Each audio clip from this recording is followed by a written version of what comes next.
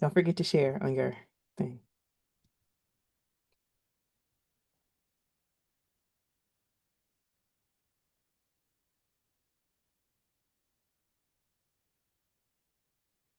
Welcome, welcome, welcome. I'm so excited to be here today to have a conversation called Heart to Heart. And basically, what I want to talk about is I'm here with none other than Minister Michelle Anderson, and we're going to talk about the things that affect the heart. Like, what are the issues? What are the things? What are the problems that will affect how we show up in the world, how we show up in relationships? Because one of the things that we have issues with is relationships. And it's not just romantic relationships like, how does this person feel about me or what do they think about me? But it's also how do we deal with people who struggle to receive love, who struggle to receive good things, who struggle to receive great things. And you may be one of those people. You may be one of those that just constantly give and give and give, and you struggle to receive. And then at the same instance, you feel bad because you're like, no one cares about me. No one knows how I feel. No one knows what's happening. And so that's what we just wanted to talk about today and just share our hearts with something called Heart to Heart. But I want to get started with us watching this video. And this video is just really a really good, interesting take in conversation about the heart and about loving someone who's difficult. So I'm going to share that now.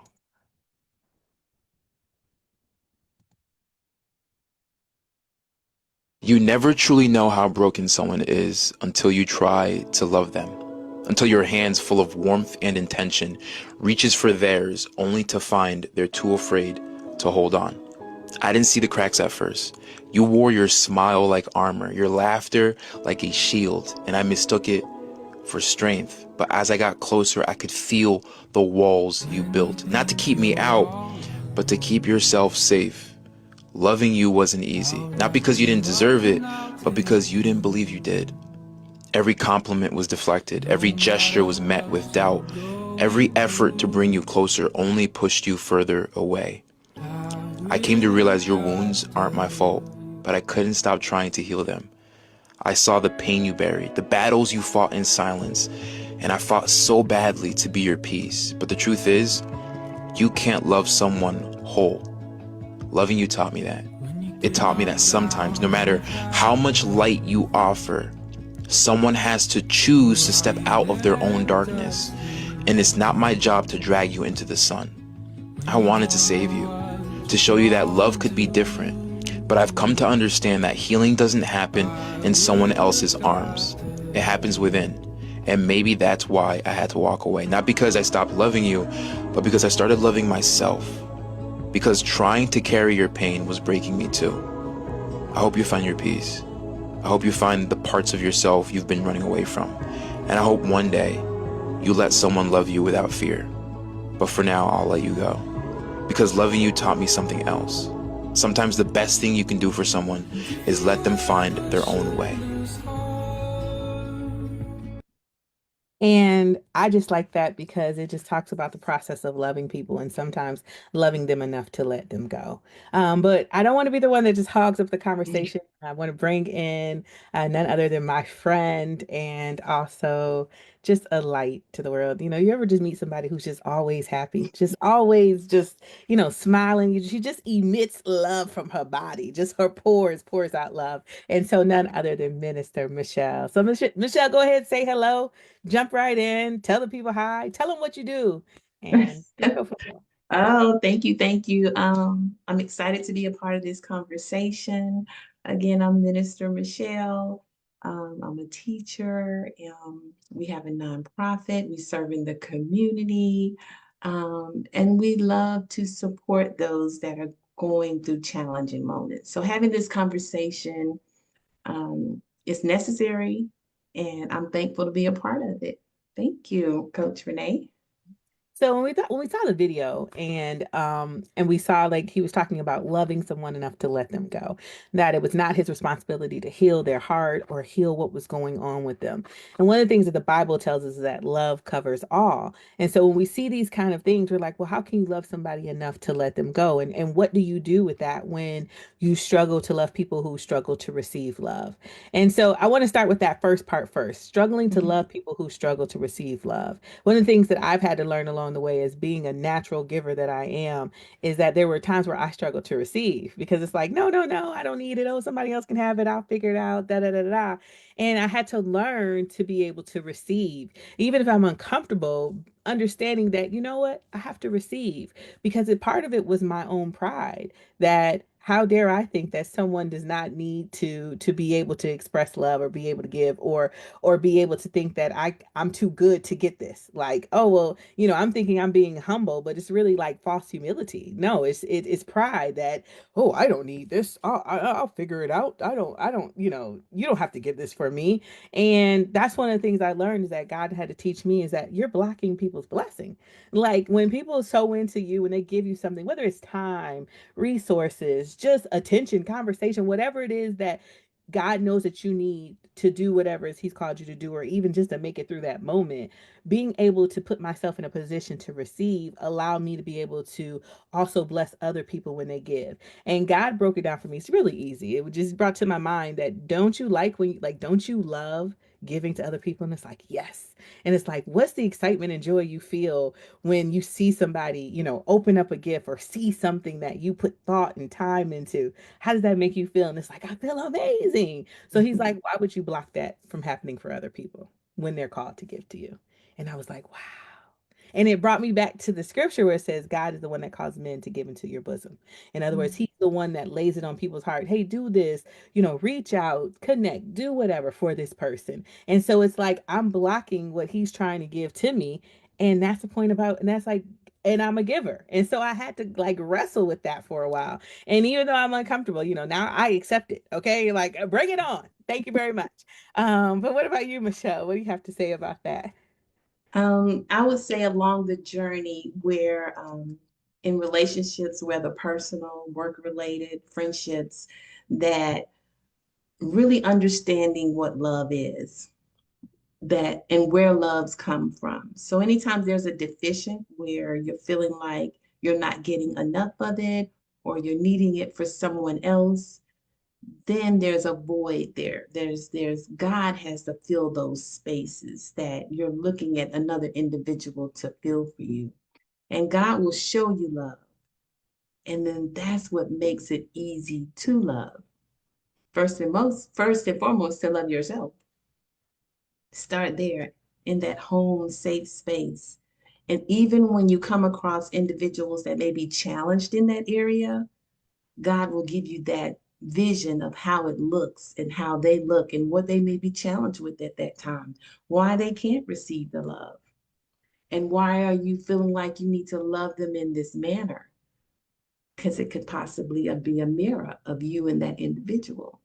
So, along the journey, understanding love, truly understanding love, but not in the flesh. That's when, from my experience, you truly experience God's love.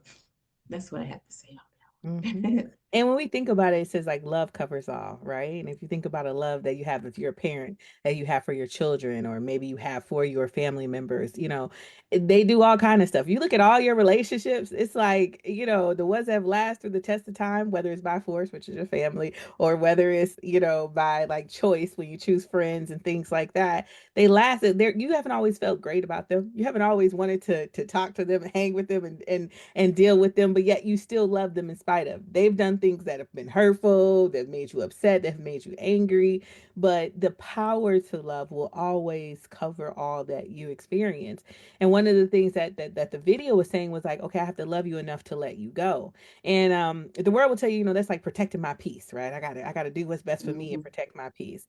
But I also like to say that that's also considered not only boundaries, but also using wisdom and discernment. That is the wording that really needs to be applied. Mm, Like, is this something that I'm supposed to do? It may be a good thing, it may be a godly thing, it may be a good godly thing, but is that what I'm supposed to do? Like, yes, it would be nice for me to go ahead and give to everyone and do for everyone, but then I'm burnt out. And then I don't have the strength or the ability to be creative or do the things that I know that God specifically told me to do. And so I have to use wisdom and use discernment and understanding, is this for me to do? Is this for me to handle? Is this the weight I'm supposed to take on? Or is this something I'm supposed to let go? Because the pride of life will tell you that, oh, if you don't do it, then they're gonna crash and burn, they're gonna die, it's gonna be all these things. But it always takes it takes me back to when God was talking to Job and he was like, where were you when I made the heavens and the earth?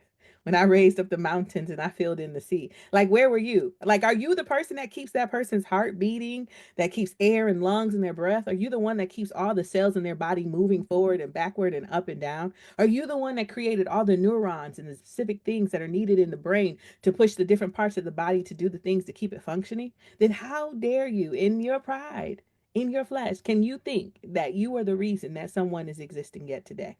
You may be helpful, you may be a part of the process, but ultimately, God is going to get whatever He wants done. And He will do it with you, He will do it through you, or He will do it through someone else. Because it says, heaven and earth will pass away, but not one of my words will fall to the ground. And what that really means is that God is going to move whether we move or not. We just have the choice, the ability to participate in that miracle and that blessing.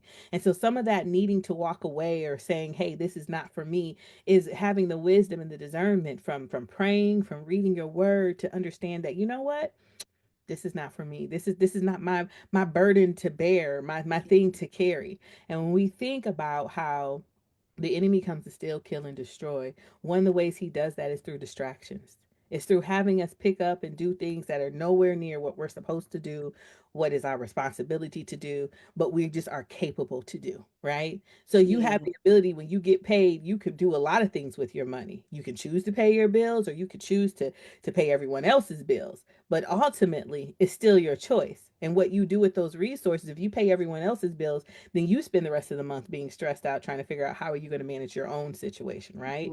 And Mm-hmm. so that's a distraction. That's to destroy you. So now the things that you need to do for you, you can't do because you're busy taking care of everyone else.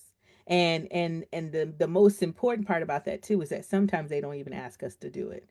And so we Yes. get upset because we sacrifice instead of really being discerning, is this what I'm supposed to do? Because when you do it according to how God has told you and directed you to, which a lot of people don't even ask him before they start in those areas, then Mm-hmm. it's obedience. And he says, I want obedience versus sacrifice. But what we do is we do what we feel is necessary for the moment. We react, we do what feels good to us, what makes sense to us, and then we're sacrificing. And when you sacrifice like that and it's not directed by God, then you don't receive the fruit, the harvest, the return, the appreciation, the love, the kindness, all the things that you want when you give. But when you do it under obedience, whether someone Mm-hmm. says thank you, whether they appreciate it, whether they react in a way that you want, it does not matter because you'll have a Mm-hmm. peace about it because you know you did it for God. So what do you have to say, Wow. Michelle? What do you think? I think that I agree. But what was standing out the most was the letting go piece. And we let go because we've wrestled so much and we're tired, like the flesh has become weary. And in that letting go, that's how God is working on the character now because we're tired, we're weary. We've tried it all, we've done it all.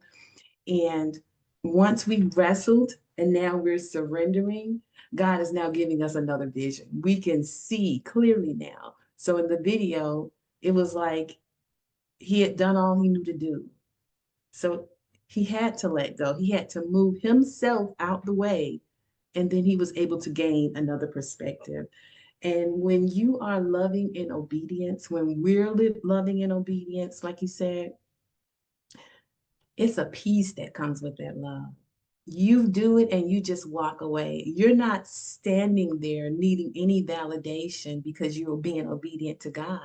He said, okay, buy that person's lunch, share what you have. And with that, it comes like this profound love. And you don't look back because it's yours is done in obedience. So I would say I agree, of course. Obedient love And then I think we all have to go through that love of wrestle. Like that's just part of growing and character and, and dying to the flesh and really sitting with God as He order our steps and we're walking in discernment. But it's good to do it in community, you know, so we can have these conversations and share these stories and let people know that you are not alone. We all have a wrestling story or in a relationship, family, work, the boss, kids. Why can't they see it? Why don't they understand? And God the whole time is letting us know that, come close to me and I'll show you what you need to see so you can see them how I see them, which is so beautiful. And I give thanks for the journey, and I'm still on the journey. I think we're all still on the journey when it comes to that. And that's something that I like that you brought up about wrestling. A lot of times we don't wrestle with things. It's easier to just walk away, just say, find somebody else to do it. That's not for me to do. That's above me. That's requiring too much from me. But sometimes you have to wrestle with it. And wrestling with it really means facing it for what it is, facing the facts of the situation. I like often talk about it when it's like wrestling in your mind and your thoughts, but it's also about doing the heart work and wrestling with your heart. That when you do something and then someone doesn't react in a certain way, or you have an experience and it hurts your heart, it may not be a deep cut, but it's one that you feel that you're carrying with you, or a heaviness that you feel. A lot of times people yield to different things, whether it's drinking, partying, or just working really hard, or just other things to cope with what they're struggling with instead of facing the reality of what is.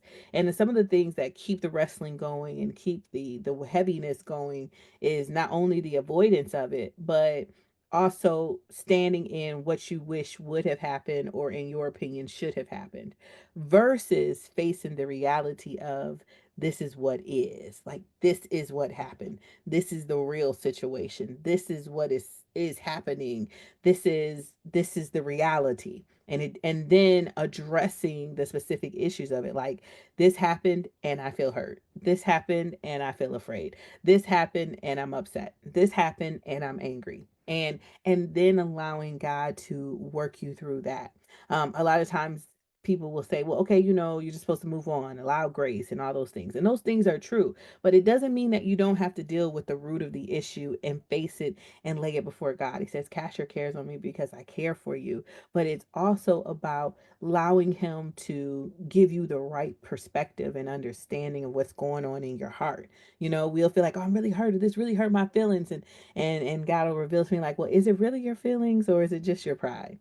Is it really your feelings, or is it just that you're wrestling with your expectations? This is what you thought versus this is what really happens, right? And those are the things that really make us have to get in deeper with what we're dealing with, but also allows us to have freedom.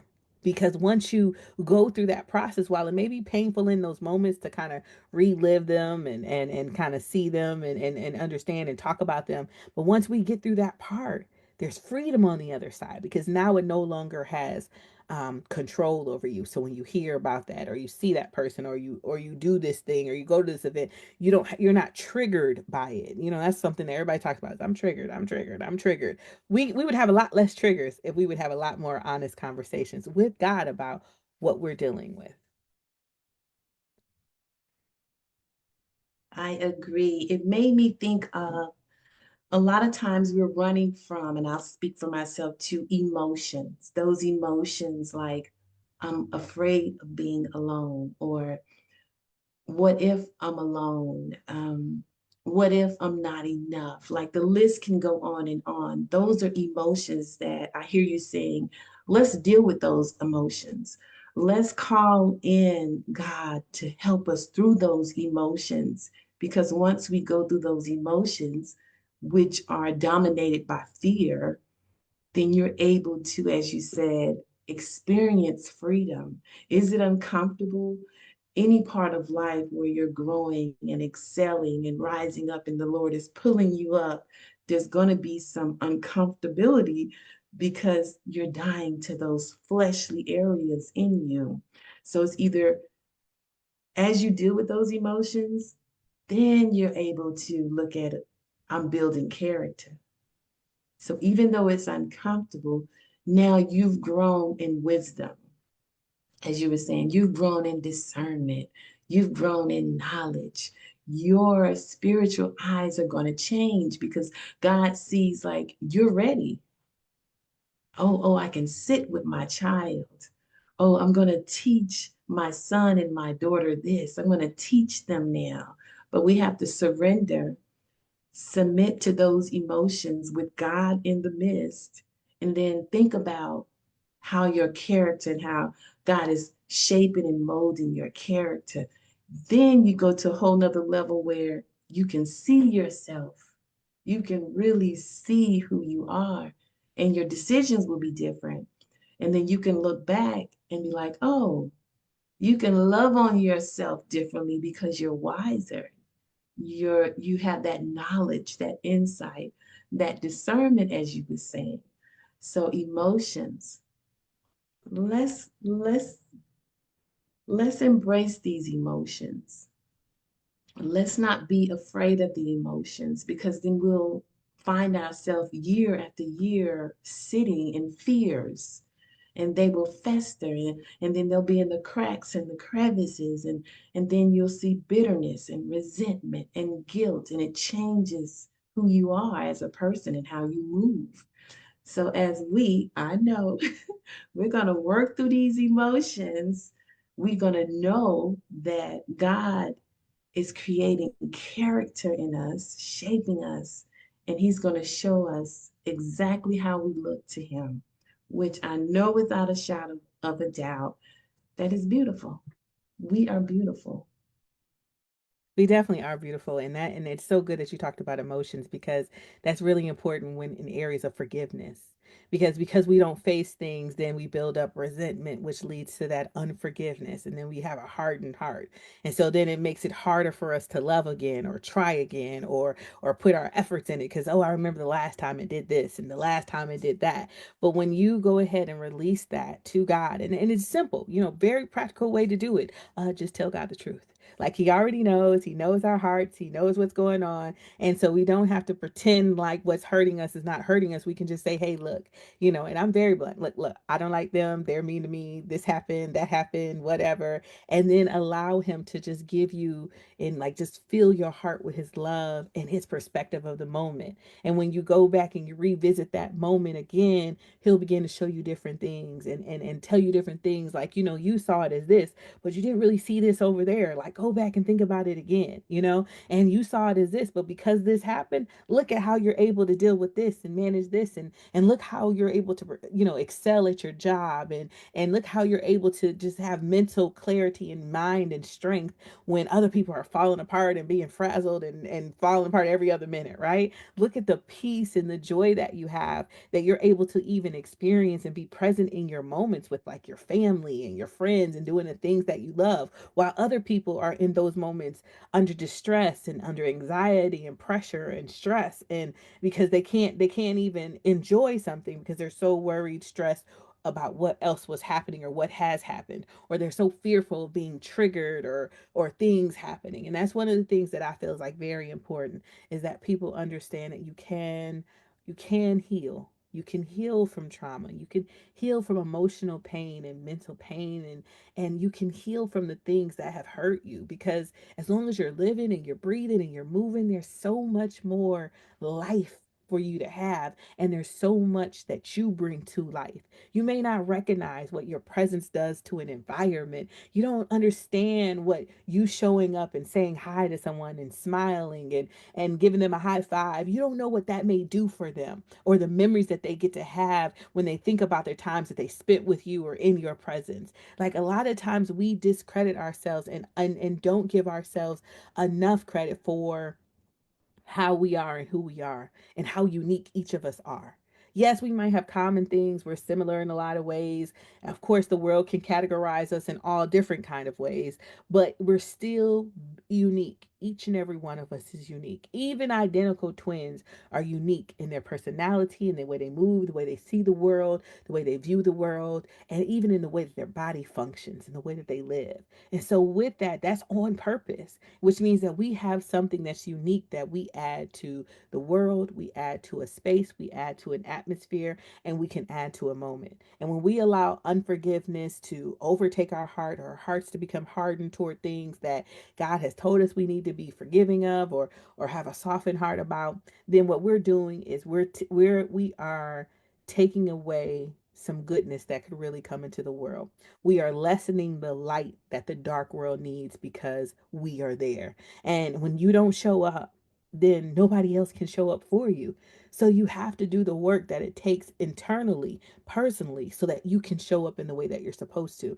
And that's very important in relationships. I don't care what the relationship is, it's going to require the personal work in order to maintain it and have it go on. Because people, no matter how much they love you, care about you, say they'll never do it again, or anything in between, when you love, it opens the door for you to be hurt.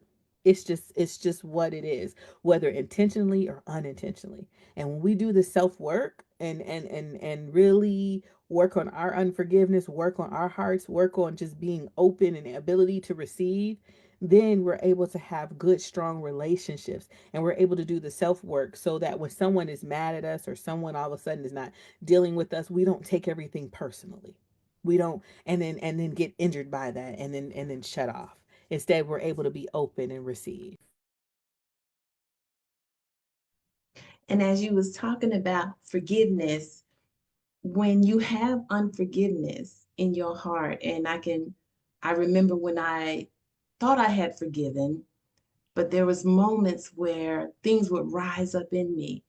And I remember seeing how things looked when I was in a forgiving space versus when I had this residue that rose up and then things looked different.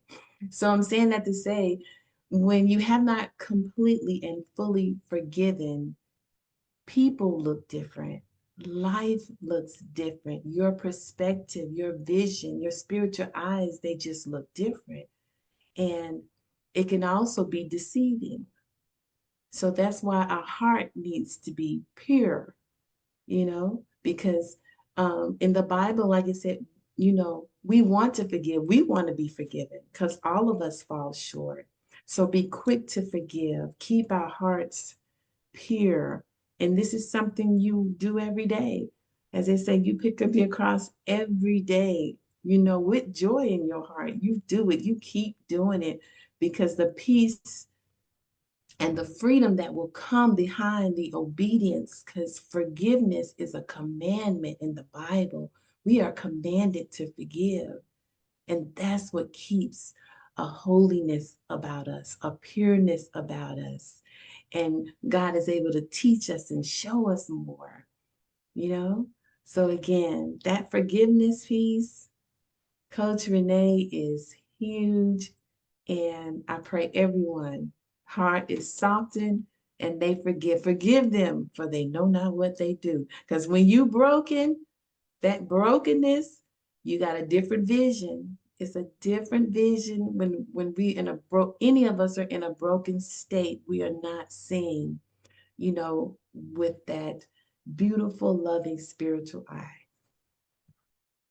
And that's also important when it comes to having the hard conversations. Because sometimes we have to deal the self work of whether it's forgiveness or just going to God so we can have an understanding perspective before we can have that hard or challenging conversation with whomever we're in relationship with. Again, be it friends, families, significant other. How do we have those hard conversations? Because whenever we're in high emotion and we react out of that way, then it's usually not the right response. Because if we're too happy, we may agree or do something that we're not supposed to do. When we're too angry, same thing applies. When we're hungry, same things apply, right? When we feel deeply hurt, Same thing applies. A lot of times when you think about even some of the bad choices you may have made in life, you're probably either hungry, angry, lonely, or tired, most likely. And in one of those things led you to you're in an extreme situation, and then your reactions, how you receive the information. So even if the person is open for the conversation or whatever, the way you receive information is going to be really hard because you're already at a heightened emotion. And that's one of the things that you have to be mindful of as you're going through dealing with heart issues and addressing things, and really needing to have the hard conversation. And one of the things that I practice is first like self-regulation, right? Self-control. Deal with my own stuff. Like, don't do it when you're angry. Make sure that you have, taken that to God and kind of really worked out, and so that you can also pay attention to that when I said wisdom and discernment. But when is it the right time?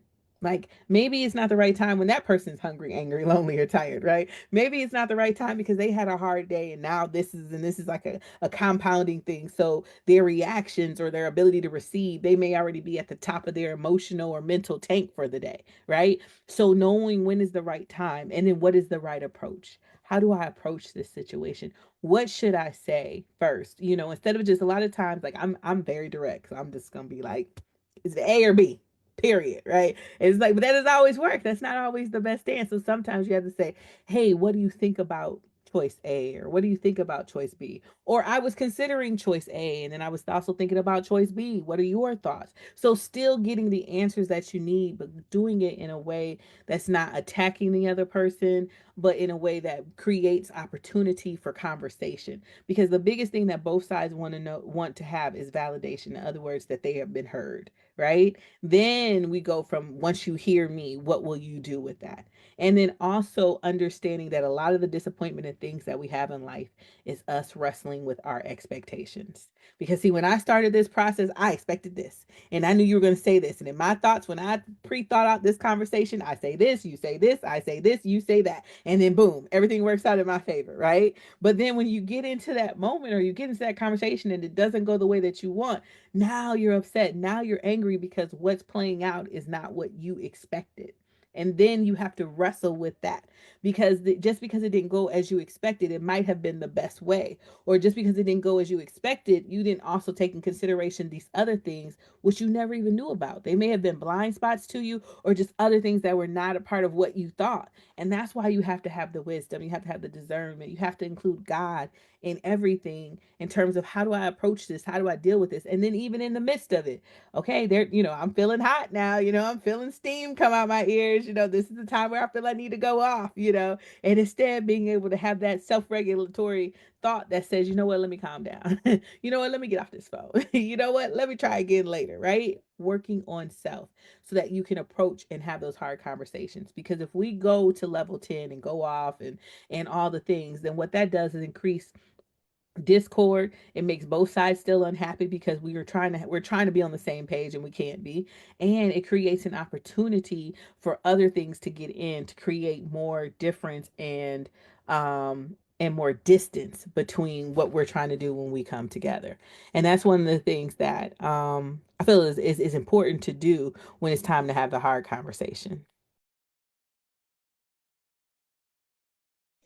And what came to my mind also is, do we need to address every emotion we have within us?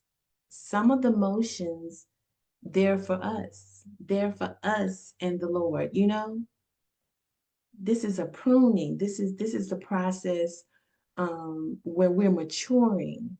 So every emotion that comes up, I feel like it's not always need to be shared with the particular individual. Um, and even if you're unsure about it, or we're unsure about it, I think we should sit with that emotion for a minute, because something is behind that emotion.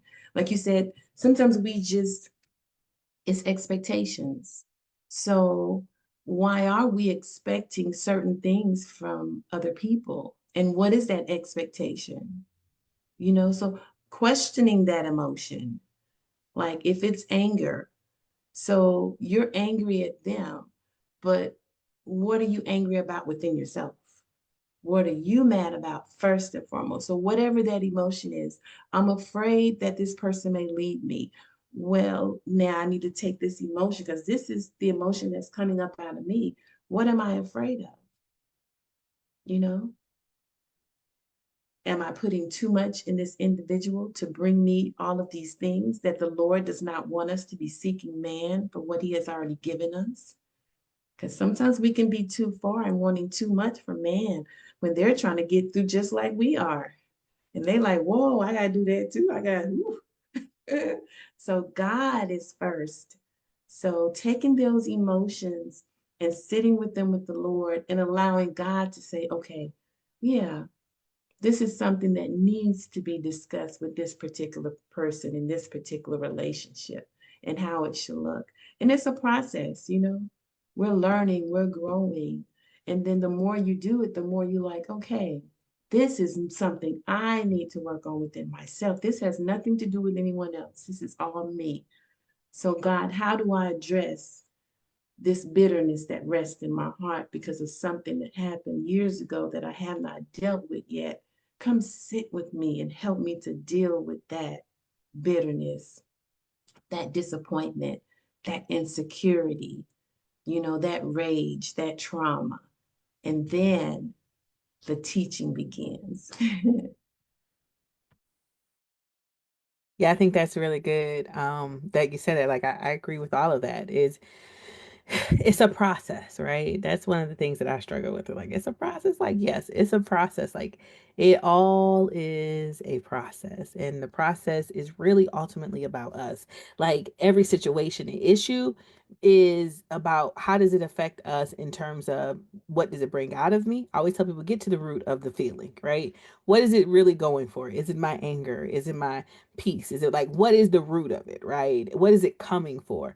And then address, why do I allow this to happen? You know, what is it that triggers me about this, whatever. Now, what can I do about it? Okay, because see, sometimes we have to just come to the place of acceptance, like, this is just what this is, you know, and it's not going to change, but I'm willing to love this person through this, you know, or I'm willing to find other ways to cope with what this is. So maybe I can't change them because their natural habit is to eat sardines and I can't stand it. You know what I'm saying? So instead of me being upset about they eating sardines, maybe when they do, I go to another room. Okay. Or maybe I just, I make sure I don't buy any sardines when it's time for me to go get the groceries, or maybe, it's all these things that you can do to work around it, because some things you have to accept about a person or how they are, and then understand that in order to continue to be in relationship with them, you got to accept those things about them, because guess what, they're accepting the things about you. They may not always, like you said, is this does this need to be shared? I always say, is this the hill you want to die on? And in the moment of heated, anger and frustration, yes, this is the moment. But then when you sitting around and you think about all the things that you went through and all the stuff that you've done before to even get to this point, you're like, I don't know if this is worth me dying over. Let me just push on and just, it is what it is. I'm annoyed. It's not right. Like Whitney Houston song says, it's not right, but it's okay. I'm gonna make it anyway. Okay. So like, it may not be right, but it's okay. Sometimes it's just what it is. Like, life is not always fair. Okay. Because some of this fairness is subjective, because what you think should happen is your expectations and what you believe versus what somebody else is. And when you're coming together in relationship of any kind, you're bringing differing perspectives, experiences, lives, moments of feelings. And in that moment, all those things are different and happening, right? And so it's very clear for you, because it's how you feel, it's how you've operated, it's your habits, it's what you've done. But that may not be the other person's. And you got to be okay with it not looking the same. And you got to be okay with disagreement. That it cannot be the same and we can still coexist and get along. It cannot be the same and we can still figure out a way to get on a page that we both can move forward on, right? It that some both sides may not get what they want, but it's enough for us to move on. And when you look at it, I always go back to when people are on like their deathbeds or at the end of life or when they're older in life, they're just like, oh, when I was younger, I wish I wouldn't have worried about this or worried about that or made all these things such a big deal. And if this was your last day, your last breath, and your last opportunity to deal with or talk to this person, would you really be worried about this? And people say, well, no, I wouldn't, but it wouldn't affect me because I would know that was the end. But you never know when it's the end, right? And so it's not that you sit and you put up and you deal with everything, but you really have to decide what is going to help me have peace of mind. And some of that requires that self-regulation, that I'm not going to get everything that I want. This may not even need to be shared. Like, this is an irritation that I'm just going to have to hold my mule on, right? As my sister would say, you need to hold your testimony. You know what I'm saying? Because not until it's time. We may not want to hear it right now, right? But sometimes it's necessary because you just got to get through the moment. And maybe in a day or a week or 2 weeks or 2 months or 2 years or whatever, it may not even be a big deal anymore. But I think it's very important to do that self regulation and really decide, is this really necessary for me to share or say, like you said, Michelle? And I like the part where you say basically holding that testimony, because as we mature and we hold that testimony, it's a power and authority that's in that hold. And now it makes sense, how what you gain from not, um, this is what I'm getting, spilling over things that need to be kept in the pot, you know? It's not necessary because that authority. And what do you think about this? I think it just comes with maturity. I think it comes with time. I think it comes with all of us just practicing it and working it, but holding something that wants so bad to come out. It is such a beautiful, again, power and authority. And you even feel closer to God because in the midst of those emotions, in the midst of whatever you're feeling at that moment, you're going to get to the other side and he's going to show you something that you're going to be laughing about, and it's going to be so much peace. But the work is beautiful. I pray that all of us look at it like this is some beautiful work, because we can look back now and think of somebody who really got on that last of the nerve. And now some of those people you're cool with now. Like you're laughing, you're talking about it, you joking. It took some time, but we've all been at different broken spaces at different times, and now it makes so much sense why we're commanded to love and to forgive, because how that person was back then, they're going to grow and change, God willing, you know? And that's the type of testimonies we want to have. Remember but look at us now. And that's one of the things I definitely agree with. Like, look at us now, right? Remember back when, and then you can laugh about it now. Like, I remember I couldn't stand you. Now look at you. I never knew you were so cool, or I used to think this about you, and whatever. And one other point I like to make is that can't nobody get in it better like God. If you just hold your testimony, right, and you just say. Okay, or you just hold your tongue, right? Then man, the way that God will allow their head to be whooped with their thoughts and their minds, and the way that they will be convicted, or the heaviness, or just the things that will begin to happen to them as a result of you just holding your testimony and saying, you know what, I'm not gonna do this. I'm not gonna fall into this. I'm gonna let God do this. I'm gonna let God handle this. I mean, I've just seen it time and time again in my life. Just you do right. It's always Renee, what is right and what do you need to do? Because you just do what's right and trust God for the rest. He's going to protect you, He's going to keep you through everything. You just do what's right for you. You don't go off. You don't cuss them out. You don't, show out in ways that's not reflective of who you are and your character and everything like that. And eventually it'll work out. And some things that we try to do, I mean, is try to avoid pain. It's natural, normal, right? Like, who's talking about, oh, give me pain today? Like, nobody's saying that, right? But the Bible promises us that in this life you will have trials and tribulations, but the Lord will deliver you out of them all. not some things, not a few things, but all things, right? And he says, all things work together for the good of those who love him and are called according to his purpose. And so that means that I have to endure sometimes. And we don't want to. And that's the thing we were talking about in the beginning about facing your emotions, facing the things that are holding you back, facing the thoughts or the challenging conversations, and really dealing with what is painful or what is potentially triggering or whatever like that, facing that and dealing with that and trusting God for the outcome. And as long as we're doing what's right, because when we jump in and we get to go off and we get to do our things, then we took it out of God's hands and we said we finna handle it, right? So then now we get the repercussions of those seeds that we've sown. So if we're sowing anger, we're getting anger back, you know, because you reap what you sow more than you sow and later than you sow. So if I'm sowing anger, I'm getting that back. It may not even come from the same person, it may come from somewhere else, right? Because that's what I'm putting out there. But if I'm just constantly working on me, and that's hard. I ain't gonna say that's easy. That's a hard walk, okay? But I'm constantly working on me to make sure that I show up in the best way at all times, then that's opening the door for that to happen back to me in the right ways at the right time. And it always says, like, to whom much is given, much is required. And so you have to know that as you're given more responsibility, be it leadership, be it influence or whatever, there's more stuff that's gonna come. And it doesn't mean that you did anything wrong. It's just a part of the process to process you. And like, as you said earlier, Michelle, to work on our character and to work on who we are and our personality to be able to steward the leadership roles and the influential roles and the roles of power well, so that we don't fall victim to even just some of the smallest things. And what was placed on my heart in just us discussing, and for those that are listening or that will listen, is making sure we are not on the path of those emotional pitfalls, because that's a journey, that's a path, and it takes one emotion and it will trigger so many.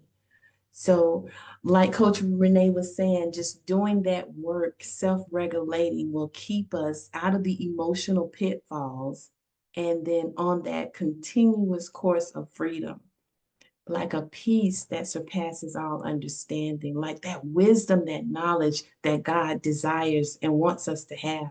He says, seek and you shall find, it's there. So I pray we're going to stay focused, prayed up, and recognize, like I said, with that discernment, that those emotions, again, don't, when they do pop up, that we recognize them, we do the work, we address it, because once you entertain it, then you're going to begin to go into that pitfall. And then you got to pull yourself back up, and that's a process. But freedom is the way, and we're going to continue to work on, nope, I'm not going into this emotional pitfall.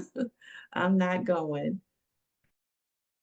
Yeah, because freedom is definitely the way. And it says, like, the truth will set you free, right? And so if you're facing the truth, you'll be set free. And that's the biggest thing. Face the realities, not what should be, what you wish, and anything like that. I always say, whenever you hear the word should, that means that's your perspective, that's your opinion, that's what you think is supposed to happen. But at the end of the day, what did happen? What did transpire? What did go on, right? And then address what happened from that point, how it made you feel, and regulate yourself so that when you're able to, when it's time to have that difficult or that hard conversation with someone else, you would have already managed your emotions and gotten the healing and the thing that you need from there. So then you can have a real clear, productive conversation with someone else. And because at the end of the day, you have to ask yourself, what am I trying to accomplish out of this?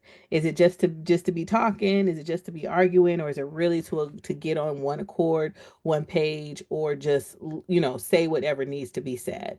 And once you decide that, hey, I want to be on one accord and on the same page, then you're ready to have a conversation. If it's, I don't care, I'm just gonna tell them what I feel and da da da da da, guess what? That's a whole testimony moment. You know what I mean? That's a moment that you can just go ahead and have with yourself. You know how they tell you write a letter out of everything you want to say, or sit there and talk to an empty chair and go off. Like that's when you do those kind of things, right? Because you're not having an expectation of a response that's going to align with what you want. But if you want to continue a relationship and keep it going forward, then you've got to face the hard things. You got to have the hard conversations, but you got to deal with yourself first, so that yourself and your hiding emotions won't affect or take down what you already have.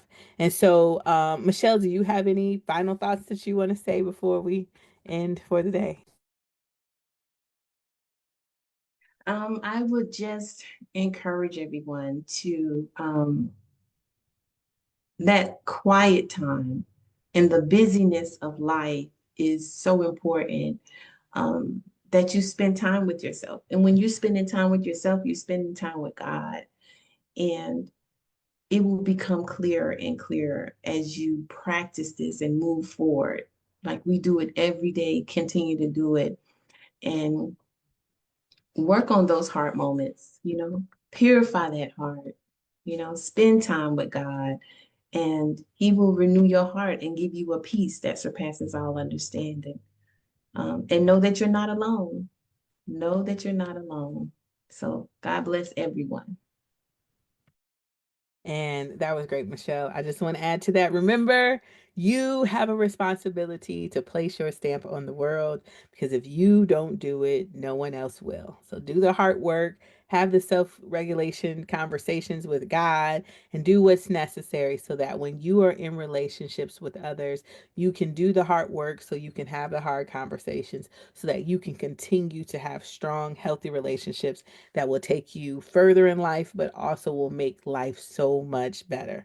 Because no man is an island, and it's not good for anyone to be alone. We all need someone, and everyone can bring something to the table. So, with that, thank you for listening, for being a part of this process. Feel free to drop any questions or anything in the chat, or reach out to us if you have any questions, or you would like to have other topics that we talk about. You can find Minister Michelle at Safe Haven of Love on social media or all over, or just look up Michelle Anderson. You can find me at Renee Motivates on all social media platforms.